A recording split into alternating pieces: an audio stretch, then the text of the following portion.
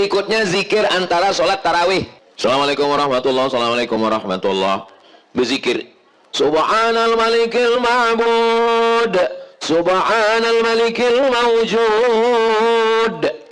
Boleh berzikir karena di Makkah dulu waktu orang itu duduk istirahat, sebagian sahabat tawaf sunat. Dalam tawaf sunat ada tasbih subhanallah walhamdulillah wala ilaha illallah wallahu akbar. Boleh, tapi bacaannya betul, karena beberapa masjid bacaan tak betul. Ma'bud, ma'bud. Imamnya lambe, makmumnya cabut. Ditutup dengan salawat, boleh, karena salawat zikir. Allahumma salli ala sayyidina Muhammad. Bagus.